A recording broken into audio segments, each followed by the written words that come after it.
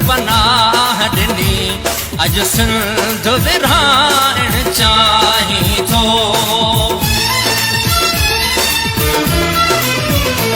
कल्ह तोखे सिंध पनाह ॾिनी अॼु सिंध विरहाइण चाहीं थो।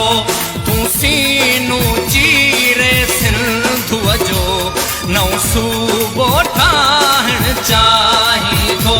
कल्ह तोखे सिंध पनाह ॾिनी अॼु सिंध विरहाइण चाहीं थो।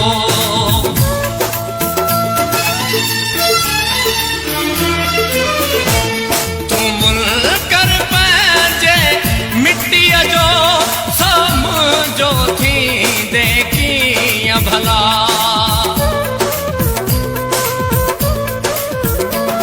तूं मुनकर पंहिंजे मिटीअ जो समझो थींदे कीअं भला। मां ॼाणा थो हिन नगरीअ खे बर्बाद बनाइण चाहीं थो। मां ॼाणा थो हिन नगरीअ खे बर्बाद बनाइण चाहीं थो। कल्ह तोखे सिंध पनाह ॾिनी अॼु सिंध विरहाइण चाहीं थो।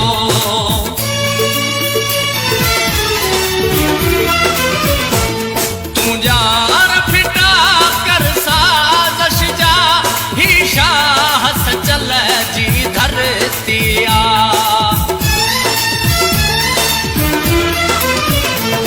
तूं जार फिटा कर साज़िश जा ही शाह सचल जी धरती आ।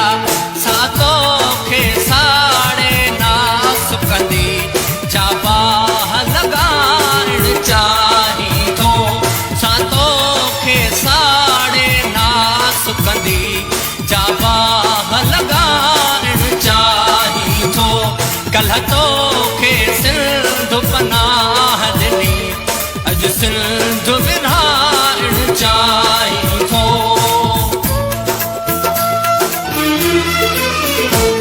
मूं कोल ॿुधो गांधीअ जो जिह तोखे आहे गदार चयो।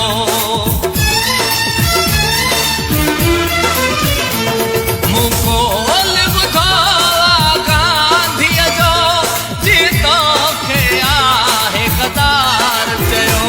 हिकु बार वरी छो दामन ते सोदाग लगाइण चाहीं थो।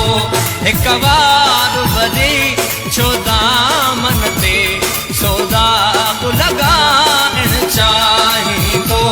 कल्ह तोखे सिंध पनाह ॾिनी अॼु सिंध विरहाइण चाहीं थो। मुंडे हसदे में नाहे ॾिठो तो जहिड़ो नमक चोर किथे।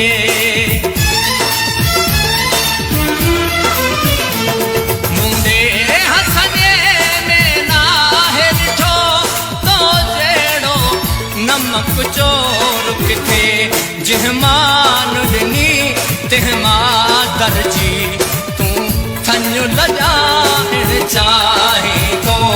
जिह मान ॾिनी तिह मां दर्जी तूं थञ लॼाइण चाहीं थो। कल्ह तोखे सिंध पनाह ॾिनी अॼु सिंध विरहाइण चाहीं थो। कन खोले ॿुध ए कायर तूं हिन धरतीअ ते जे रहणो अथई।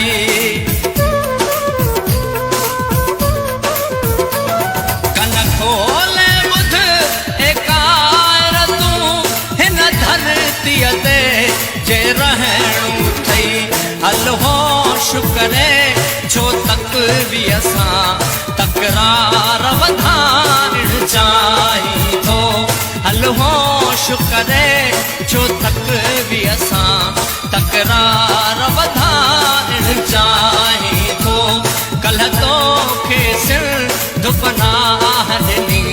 अॼु सिंध